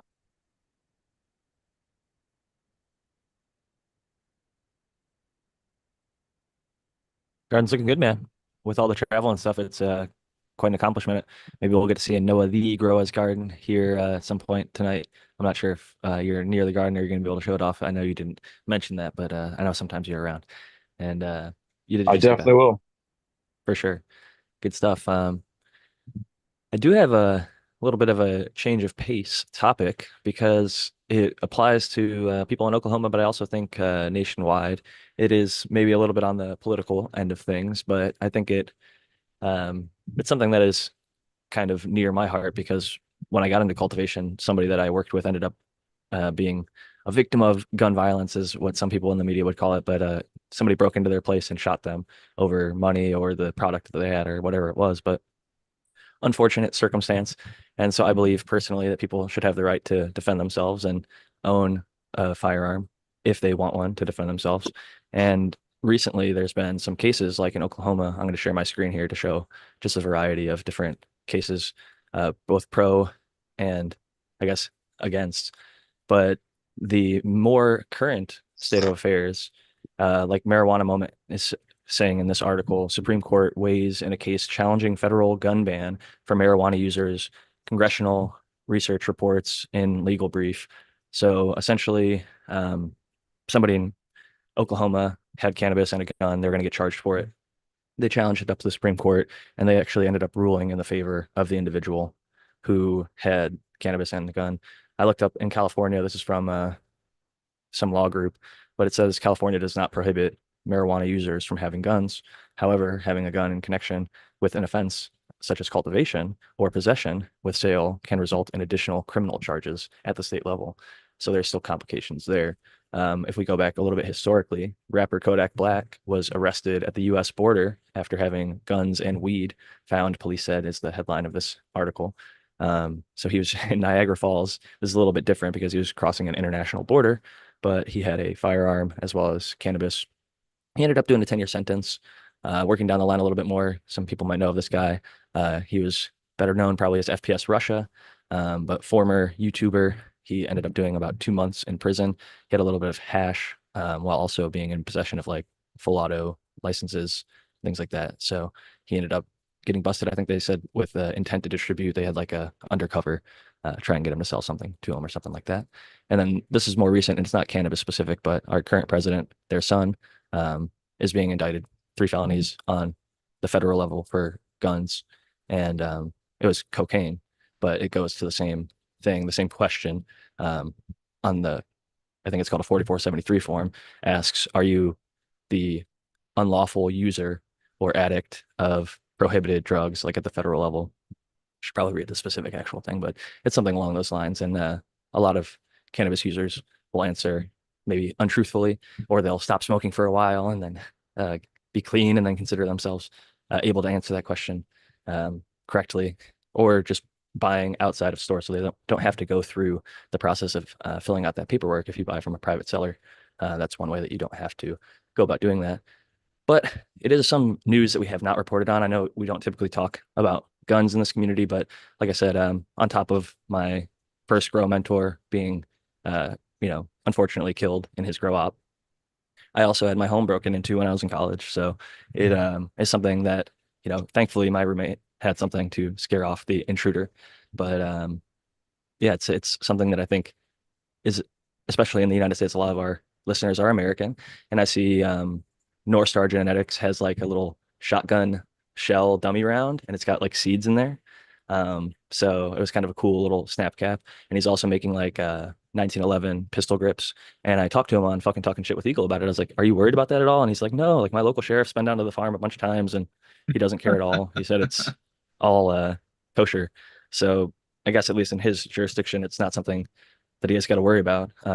There all are federal agencies who tend to disagree sometimes with the state and local laws, which is unfortunate and results in some things like, uh, you know, in FBS Rush's case or Kodak Black's case and other cases where people do end up unfortunately getting, federal charges and it can be up to a 10-year prison sentence for guns and cannabis. And it seems now the going to the marijuana moment article that I quoted kind of at the top of transitioning to this, um, we don't actually have a law yet that says explicitly at the federal level cannabis users can possess firearms, right? But now we have what would be called legal precedent in the courts with, I think there was also a California case where a similar thing happened. Guy got busted. He had cannabis, which was legal in the state. The gun was legal in the state, but potentially federal people could come try and make charges. And I think they did. And he fought it and ended up winning. So now there's at least two cases where people have, and like if you read the Second Amendment, it says the right to keep and bear arms shall not be infringed. It doesn't say if you use cannabis or other things. So later on, there's been some changes, like I guess now felons can't own firearms and things like that, and there's debates over even that. But keeping it just on the cannabis side of things, I'm curious if you guys have any thoughts or comments about this one generally. Well, it was always very funny to me learning that, like I've talked about on the show, up in Independence, California, um, there is some Native American territory, which I've been to before, in Inyo County. And I know that it's a small town area, so all the police know each other, that kind of thing, and they know the people, the citizens, and like they changed out the personnel, as an anti-corruption thing, right? And lo and behold, they found like the biggest like grow up in like ever in that location, and it was right over the hill. Anyone could find it. Um, so like so like I'm not surprised uh that Eagle says something like this or some because I'm sure that's the case for some people. But I don't know if that's enough. I don't know if that would be enough, nominally for somebody like me to be like, oh yeah, it's gonna be fine. Everything's fine. I mean, Jack, didn't it come to pass that some people like who had handguns or whatever, like their names got like all leaked by somebody, Yeah, right? the California is unfortunately like a year ago. If you had applied for a CCW, concealed carry weapons permit, your name was on a list with the Department of Justice because they approve or deny everybody, and then they keep a little roster or register of everybody who's applied, and it had their names, their addresses, etc. And someone within their department fucked up, and or the like, coding. People aren't the most technical, right? So they made it so if you clicked a button on the website, it would give you the full list of everybody who's ever applied. And like it was supposed to be like back end private information, but somebody just figured out like, oh, you can actually click this and it shows everybody who's ever applied, where they live, and whether or not they had the CCW granted to them. So a little bit disconcerting, but I guess there's I lots could of data breaches that happen, whether it's AT&T or Equifax, whoever, that there's so many, it's hard to keep track of it at this point anymore. I I could tell you a story about something that happened out here in Oklahoma. So I know a lot of people don't like guns and stuff, but I think that our First Amendment gives us that right, and I'm all for it. Even though Second Amendment. I mean our Second Amendment. Um, So there was a robbery at a dispensary, and what had happened is there was two people. There was a driver, and there was also a gunman. And the gunman went into the dispensary to rob the dispensary, and the bud tender shot and killed the invader. And so what ended up happening, Oklahoma has a unique law where if you're involved in a homicide, then you're going to be charged with murder as well. So what ended up happening was the guy got killed. Nothing happened to the bud tender, but the guy who was the getaway driver, the driver, was charged with murder because that person was killed during a felony. Yeah, the You commission of a know, felony. That's actually yeah, a lot of states have that statute, thankfully. I think it's a decent one because if you're a getaway driver for somebody who's going and murdering people, yeah. I think a lot of people would say that you deserve to be tried with them. Maybe you won't get the same sentence. But Jack, every single action adventure TV show and movie, that's the premise. It's like, oh, I didn't know I was a driver, and then they get into wacky hijinks. Do you want to take that away from an already dilapidated and emaciated Hollywood? I don't think so. So I'm let me Give it freedom, a freedom watch. 11 as they come, but I'm with this, I'm Brandon on just this one. joking. I'm just joking. I'm just joking. this same scenario has happened on multiple occasions, not a lot, but the reason why dispensary robbings don't happen often here is because the consequences could be deadly. So if people are aware that people are armed here. It's an open carry state. And if you go and do something that you shouldn't be doing, you can go fuck around and find out. You could be the one that ends up fucking dead. And so I think the notion of that in people's minds helps keep business owners like that kind of safe in some regard. Where in Yeah, California, it's a little bit different because until a few years ago with the Bruin decision in New York that allowed all states to get CCWs, a lot of people weren't able to legally carry. So they either had to choose to like break the law to carry or not carry and follow the rules or whatever. And even now, I've did a little thing I mentioned a few weeks ago where I had to go to a few dispensaries to pick up some clones for some whatever reason. And when I was in there, I was just shocked at the lack of security, like in both of them. Neither one of them had an armed security guard. And I thought, like, that's, it's expensive to do that, but I thought it was a standard for a while. But so many places have fallen off and can barely afford to keep the lights on that they're not affording to pay security at all, let alone armed security. Like, their security is like some guy who's half asleep on his phone buzzing you in at a front desk. And then there's like, some it's just it's bad. It's not a good situation, and I wish it were more like Oklahoma. I wish that people, if they are going to be violent with others and break in and do whatever terrible shit and put other people's lives on the line, that they would have to at least fear the repercussion because I think it's literally one of the fundamental things that our country It's like God started given because of it. right, to be able to defend yourself, your home, your property. That's. Even before the Constitution, yeah, a lot of people do feel it's like a God-given right, a natural right. Um, so I'm on that same bandwagon. I think that the people should have the right to not be taken advantage of by, you know, terrible people out there. Unfortunately, there is criminal elements or just mentally unwell people, and I don't think that somebody's mental health condition excuses them, you know, raping or murdering or assaulting others. So unfortunately, that does happen. Um, just like DUIs and shit happen, right? People drink and drive and kill people on the road. I You got to mean, be careful. counterpoint. Although I do agree with everything that Brandon and Shaq has said, I do feel like it's important to say that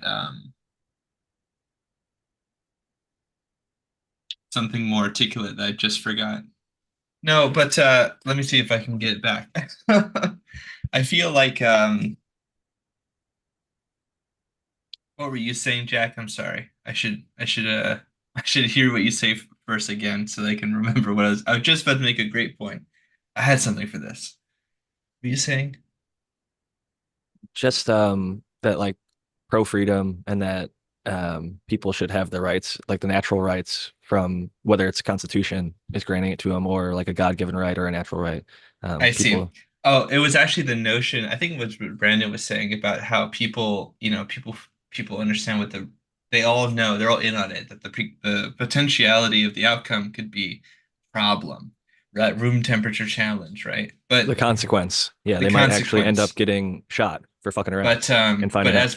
as my buddy Alex definitely remarked to me, because he got his plant stolen when he was up in that area of Independence, by all the meth vampires that like to inhabit the deserts of California.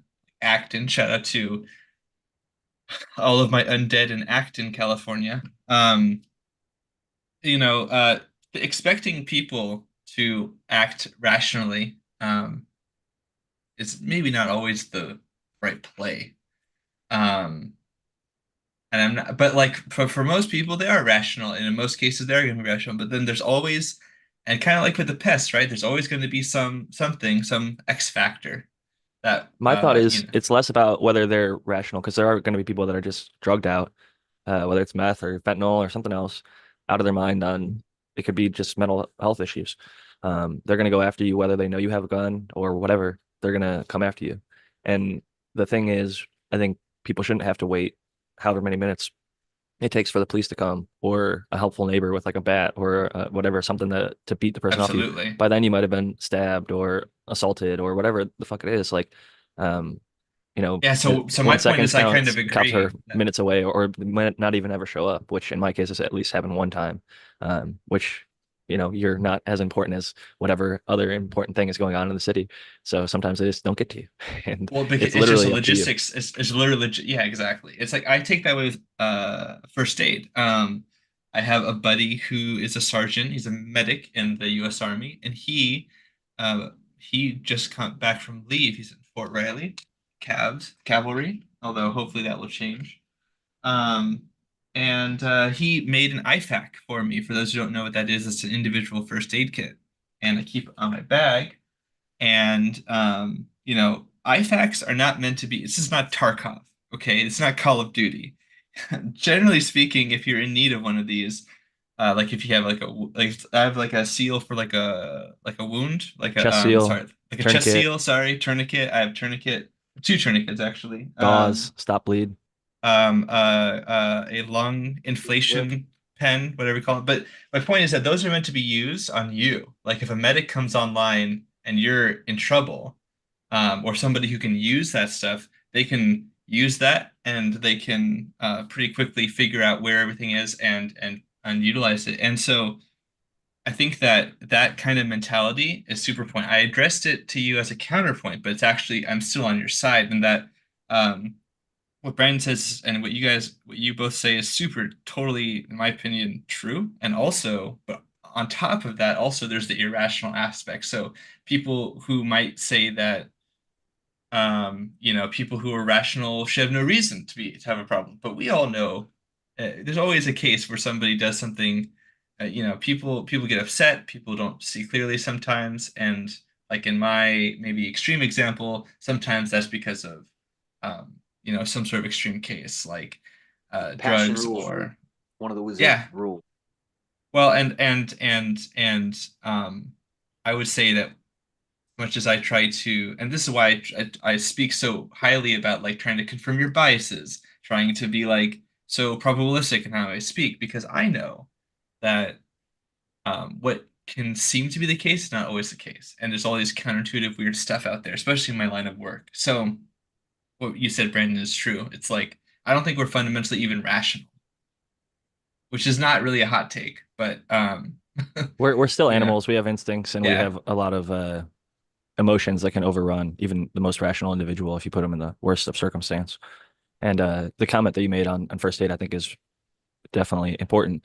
I was a lifeguard for several years, and I also have an IFAK that I carry everywhere, at least in my car. I don't have it on my body all the time. I should probably get some sort of kit like that. But I've also gone through the efforts of learning how to implement a tourniquet, how to put it on, how to stop the bleed with, And that's why we're friends. So if something happens, there you go. It's right there. You'll know where it is. No pressure. I'm just your friend. Please it's save me. important. It's important to have because that first aid is useful whether it's a car accident, whether a tree branch falls on somebody and crushes their limb, whether, fucking some random object gets kicked up off the road or falls. There was a stat for a while, more people were killed by falling airplane parts than shark attacks. And I'm not sure if that's still Yes, the yeah, case, but yeah. just imagine like if Might not be anymore. a piece of metal comes flying out of the fucking sky and you get hit by like a lug that was, 30,000 feet in the sky. And certainly it gets the terminal velocity, but if it fucking hits you, that could cause a serious injury. And now you're just like up shit's creek without a paddle. And if you know first aid, even like a t-shirt can be used as like a, not great, but it's better than not having anything. You can use it for like gauze type material or even an improvised tourniquet. But it's better to have the real deal stuff. Like I have this little nasal pharyngeal tube that if somebody's airway is blocked, it's like an NPA. So if somebody's throat is clogged up, you can put this thing in their nose and it helps assist the airflow.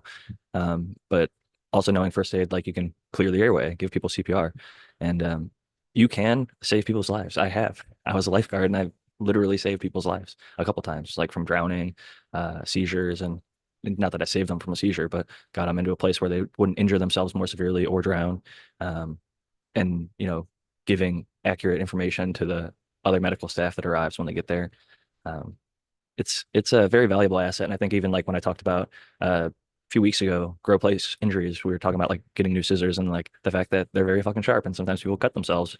Um, Before I knew first aid, well, I like one time just electrical taped up with like bandage over, and it ended up being fine. I didn't get like infected or anything, but in retrospect, I would have been better to sterilize it, get some pressure on the right places, and get adequate bandages on there. Now I've got from a boo boo kit, like, regular old first aid, 250 piece Amazon kit in my house, in the car.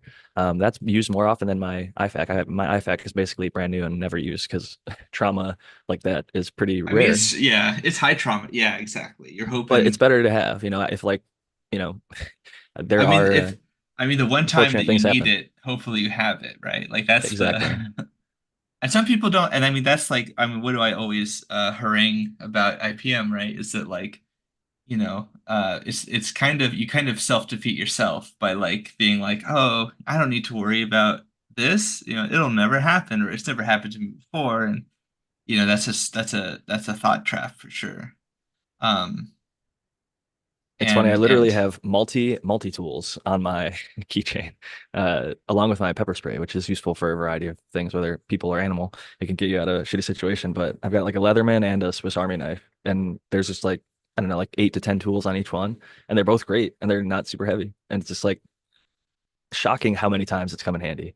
Like my wife she knows all my different little doodads and gadgets at this point. So she'll ask me for my flashlight or my pen or my, scissors or toothpick or whatever it is. Like being the one who has the band-aid when somebody's got the cut. I'll do it for fucking strangers at this point. I was at a restaurant the other night and saw some dude's like foot was bleeding and his band-aid was falling off. Walked over in my car, got him adequate bandages, handed it to him. Didn't even speak English. He like looked at me like I was crazy. I was just like, here you go. Like it's free. Your foot is all fucked up. Like I didn't say that, but I was thinking it. And then like the guy was just like, "Oh, it's a bandage," and he like opened it up and so I gave him a couple of them. And I don't know. It's nice to be able to help people out when possible, and whether it's giving them a little bit of cannabis or maybe a bandage when in need.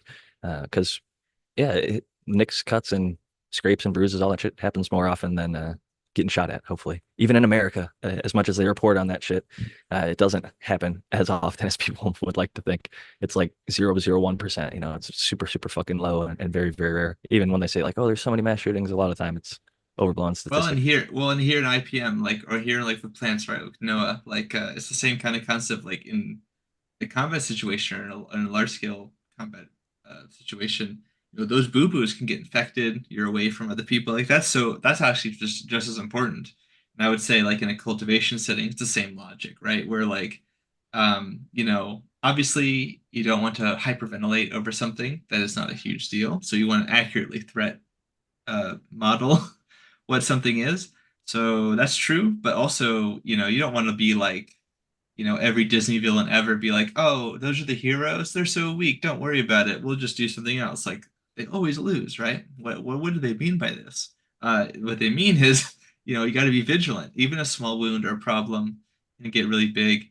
That's why you got to be scouting all the time. That's why you have to be gathering this information. Like I was saying, alluding to earlier, the ability for people to like do this remotely, to supplement, not replace really, but to supplement stuff that we can't see with our own eyes or all at once. That allows us to be leaner. It allows less people to do more. And uh, yeah, I mean, what else is there to say than that? To that point, like little stuff that can go on to be worse. I have a client whose friend, I think they're either in their 20s or under 20, had a like scratch or cut on their foot, which ended up getting infected and like went all the way up to their heart and ended up killing them. So little shit like that can fester. But on a more positive note, we got a fucking dank ass garden in front of us. Noah Lee Groa, what are we looking at over here? This one right here in front, this is a pretty big one. This is an Oreos plant. First time growing it. Looks pretty decent. That one right there is T1000. This is a Forum Girl Scout, and this is all Dosylata right here. Yeah.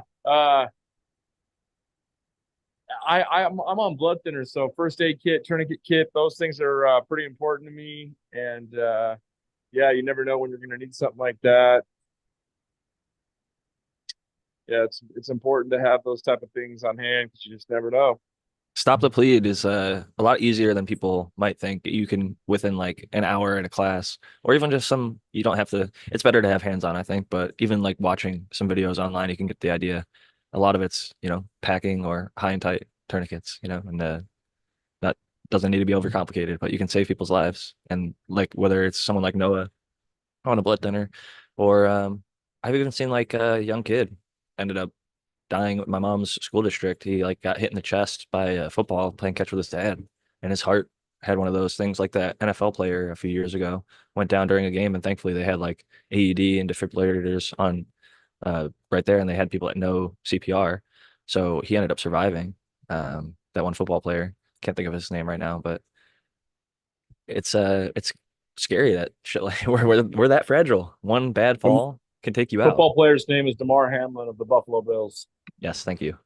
And he's actually, thank goodness he made it in. And not that it would have been less of a tragedy if, as anybody else, but from all I've seen, he seems like a great human being. And like since then has gone on to do a lot of inspirational work. And so maybe it's just a PR campaign or whatever, but I'll fucking eat it up. I like seeing wholesome positivity. And he seems like a great human being. And I'm glad that he was able to get through that and bring awareness because CPR is even simpler than Stop the Bleed. I mean, it's like 100 beats per minute, staying alive. Fucking, if you don't know that song, but just it's, I grew up kind of in the lifeguarding space, so I've been recertified in CPR so many times, I've lost track. But I'll beat that drum on the rare occasion because we've been doing the show for years and years, and it's something that I've never really brought up or mentioned. And I think that it is something that if you're in this community and you're listening to this show and you haven't, don't be afraid. There's free stuff there's free resources online you can go and find, and just educate yourself a little bit. You listen to the show for 2 hours, maybe every week. So, 15 or 20 minutes, checking out some CPR, maybe a little bit of first aid will, who knows, maybe save you or your loved one. Yeah, I think that sort of resilience mindset bleeds through. It's not just what I feel like with IPM and that kind of thing. It's really a logic that I bring to other aspects of my life as well. And I think that, socially, that's why, when I talk about IPM stuff, like your options, like I was saying earlier, they also have to be communal. It doesn't help anyone if the new revolutionary thing to get rid of some problem, like Brandon's research that he's talking about, right? You know, People have to do the research, and then we have to find ways to make it practical to deploy or informs our decisions about what we do. And for that research, that first research part takes resources. It takes a lot of things that are very important, including technical staff and technology and that sort of thing. And then more effort is also necessary to make it democratized. And it's exciting, some of the things that are coming out. And I don't want to sound like, some sort of like, bubble boy, like a bleeding edge, a sycophant, like, oh, all of our solutions are going to be solved with technology in the future. That's not true. There's a great human element, and we constantly, sort of underestimate what can be a problem in the future. But having that perspective, I think farmers, people who grow I think a lot of times there's a big Venn diagram. There's a lot of overlap between people who are in those situations who have to do that kind of problem solving constantly, and the way that they look at the world, and not necessarily in a sort of a depressive way, or as if like everything is wrong in the world, like Chicken Little. But I think that it allows you to, I think like kind of model your life realistically, typically. So like a problem that's a small problem, yeah, it's a small problem. And if it's a big problem, it's a huge problem. And you want to have a plan for that going forward. And if more people were like that, I think a lot of things would be better. But that's about personal responsibility, I guess. And It's also funny. responsibility to other people, which is kind of, people might think, oh, independence or whatever, or, I'm an individual. But like, It means being a good I neighbor. I agree, 100%, Jack. Yeah. If you're independent, but you're like fucking polluting and dumping and like fucking up the environment or whatever around you, it's like you're not really, you know, setting yourself up for success long term because you might end up like, and I have actually come around on this guy, but the killdozer guy, right? Like he didn't. It was kind of a small government, good old boys club, and they were denying him at every step of the way. He like didn't get on the sewage treatment or whatever. Yada yada. He goes back and forth with these townspeople. He Right, wants to you buy can't just land. say the Killdozer was a good guy actually on air. I didn't You're say gonna get that. us canceled. Okay. I'm I'm not saying kidding. that. I'm just kidding. I'm just saying that those people get generated sometimes. I don't know. I'm not going to get too deep into it. No, but you're What the fuck right. was I talking about? That's a really great way to put it. Those people get generated sometimes. That's right. It's if you like, it's going to that whole fuck around and find out. Like, it's better to be a good neighbor. It's better to like, if you say you're going to do something, do it. Like in their case, they said they're going to get him onto the sewer line, do all the paperwork. He just had to sign here, blah, blah, blah. But really, there's some bitterness because he bought land that somebody else used to own and their cement, whatever, went under. And then, they wanted to buy the land for 30 or 50,000 and he bought it for 66. And the dude wouldn't come up to 66 to, make him square. So he's like, all right, well, I'll fucking keep the land. I'm going to build my business here. Anyway, people are like, what the fuck? Why are we talking about this guy? He's long gone, took himself out and lots of buildings, but thankfully didn't take out anybody else. Not to excuse the millions of damage and destruction. Interesting case though. I think there's recently a documentary that got kind of viral on YouTube that went around, so people might already be aware of this or look into it after they hear the show. So I won't get any deeper into that. But Bringing it back to plants. I mean, and also on that topic though, like that's kind of part of that threat modeling, right? Like, do I think that at like 50% of the population is like Killdozer guy? No, I don't.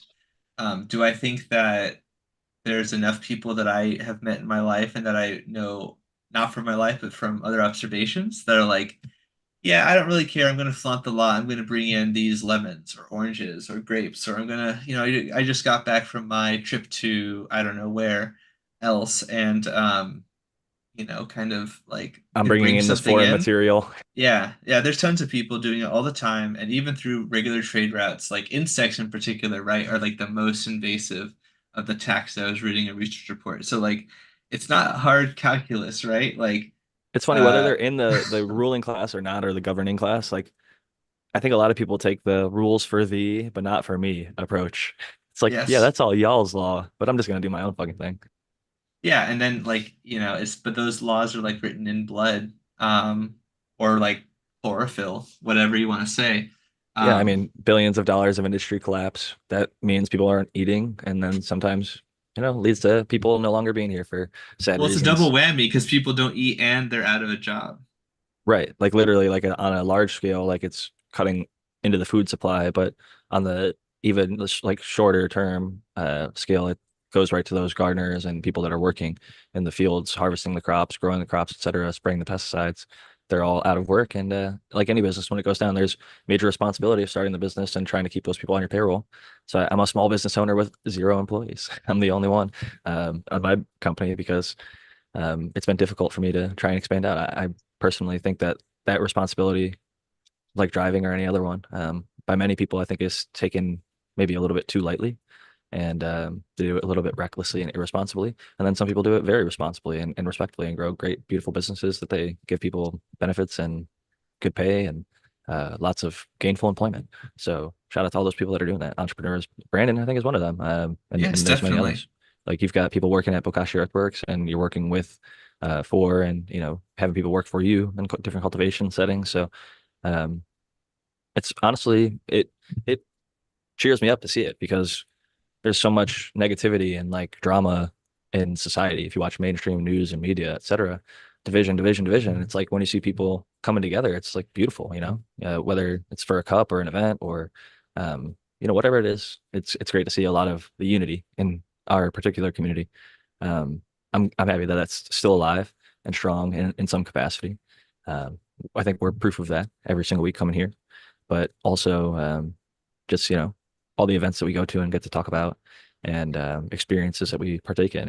It shows that this is really a strong and thriving community. And as much as governments and things have tried to tamp it down and destroy it or burn it or whatever, campaign against marijuana planting or whatever, like they've had several eradication campaigns against cannabis, but somehow, some way, it still survived, and we overcome just like the plant and continue to keep thriving, I guess. So it's been a crazy journey, but I'm happy to keep seeing it moving forward. I think we're definitely moving in the right direction. For me, Hey, the take of oh yeah, keep going, Brad. I gotta take off early, so I'm gonna head out. It's always a great time talking to y'all, and hopefully I'll be able to get back on after all these travels. Yeah, you always have great stories, and you update us with cool stuff. And we'll be collaborating more, Brandon, I'm sure. And I look forward to our mutual success. Well, gardens are looking good. I'm glad to hear that you're keeping busy. The businesses seem to be doing well, and I'm happy for you and the fam and everybody that's part of the Bokashi Earthworks family. Um, so happy that you were able to make it this week. So, any final thoughts and shout outs before you get running? No, nothing too crazy. But yeah, you can follow along with what I'm doing on my IG page. Pretty cool stuff going on. I'm pretty stoked about everything. I didn't really imagine cannabis would take me to all these cool places, but it has. It's all just about not giving up, giving in, and just putting your all into what you love. So, Never give up, never give in. Follow your dream, man. Chase it. Brandon's a living, breathing example of how much success that can bring. Cheers to you, Brandon. Thank you. talk to Take you it easy, guys. man. Bye.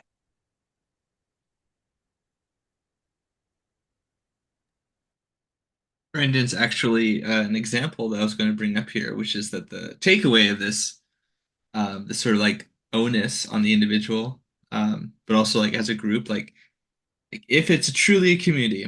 I've actually said this before, and this might get me a little bit of maybe it'll get people thinking, but I don't actually believe that you can actually have a community that's based solely on like a love or an enjoyment of one thing. And perhaps that's because I defined community a little bit more deliberately. If you just mean like a group of people, then sure, okay. But like um there's probably more to it to have a community that's like based on like a strong foundation at least. I guess you could make the argument like a loose confederation of people or a mild community perhaps. But my point is that if we're going to be a community about cannabis, then um like we have kind of like a responsibility, I think, to each other in that way. And if you don't agree, okay, I guess, but I don't understand what the logic would be otherwise, because that's how you get these sort of problems that I keep harping on with like invasive species and other sorts of things. And it might not be you, it might be some other person, but practicing like and also the better your crops are, whether you're a home grower or a commercial grower or somewhere at whatever scale, the better each grower is individually, it kind of has like I think it has like a force multiplying effect. As I've been writing in my book actually about this very subject, it's a force multiplier for us to kind of be tight knit and kind of all on the same page. Now, of course, you're always going to have like you're always going to have more beginners coming in, and you're always going to have experts and seasoned veterans in whatever way, shape, or form, kind of disengaging from the community for whatever reason. It's So attrition, people it's die and attritional. people are born, and Yeah. people come and people go. But the thing is, unlike death and birth, in our case, the OGs that sometimes drift away for a little while, they come back in and maybe they've got even more experience, knowledge, and understanding. One of the cool things I've seen is shout out to people like THCV Hunter. THCV is a cannabinoid that I personally get a lot of medical benefit from. I enjoy using it for adult use type purposes, but also just like the medical side. I think it has great benefit for me as well. And it was considered for a long time and still maybe is considered a rare cannabinoid, but more and more people are hunting, sharing, breeding with, and documenting the journeys of finding these cannabinoids, their experiences with them, the benefits, potential medical uses, and then allowing others to try it for themselves, whether it's an extract or a flower. Um, there's really a cornucopia of medical potential within the cannabis plant. And whether it's CBD, THC, any of the things add a V at the end, add a G, CBG, add a A at the end of them. There are so many different uh, pharmacopoeia, I guess would be the better term. I think I even have a book called Cannabis Pharmacopoeia. Whoever wrote that did a good job. I enjoyed reading that. I got it somewhere around here. Shout out to Red Setter Farm who recommended that book. Great dude out there in Michigan as well. Who's going to be featured in 50 Strains of Purple. Shout out to him. I was just mm, trying my best to finish it next month. I've actually got some time this month, I should say, next 2 weeks, where I think I'm going to be able to really wrap it up. I was getting all the photos together, and Red Setter Farm is, I think, going to be used on, I want to say Grape Ape or Purple Oracle. It was one of those classic purple strains. I'm pretty sure it's Grape Ape, maybe. I can't remember. Fuck. I was just looking at it the other day too. But I'm definitely nice and stoned over here. So whatever I'm smoking on is kind of working. Maybe not the way that THCV or some alpha pinene would. That'd make me a little bit more focused. I'm a little bit spacey right now, but I'm about to be done with the show in 8 minutes and relaxing and just chilling with Lady G. So it's probably what I'm supposed to be smoking on. Uh, Sorry to you all if I'm a little bit out of it in the moment, but it's working out. But whether it's THCV or any other cannabinoid. People are breeding up CBD. That was something that went almost to zero for a while.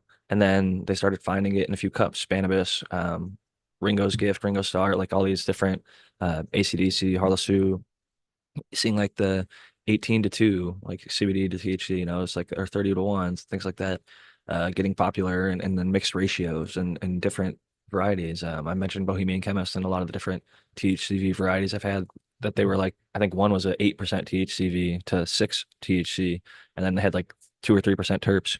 And it was just a delightful combination and just different like African land races and things grown, land race, outdoor, full sun grown seasons. Like it's different than a 6, 7, or 8 week indoor crop.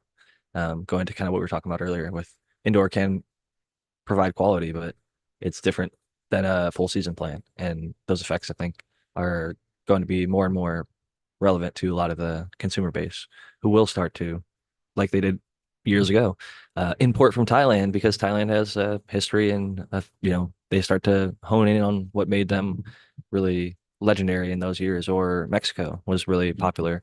Humboldt is still really popular for a long time. BC, British Columbia. There's a lot of places, Morocco, Afghanistan. Uh, you know, I've already said a few different spots in Africa, but like Durban. But there's so many different areas that have somewhat modern, strong histories of cannabis that has notable, notorious strains that, at least in that region, are well known. The UK, fucking shout out to them and the cheese, UK cheese Exodus crew. That's like one of the cheesiest fucking cuts. It comes through in like breeding like 2, 3 generations, maybe even 4 generations later in some cases. It's really phenomenal that comes out in such a strong way. And absolutely remarkable that those guys are still out there. Some of them killing it, growing the shit, fire, and so much so that occasionally people get sick of it. I've heard like the hazes over in like Amsterdam and things like that. Some people get tired of haze or Jack Herer and other strains. People in California are sick of Jack Terps or Durban at times. Seems unpopular. The one thing that never seems to go unpopular around here is the gas, the fuels, OGs. Uh, OG in particular seems to be a staple. Chem and GG4 seems to be another one that's really been pretty resilient to time.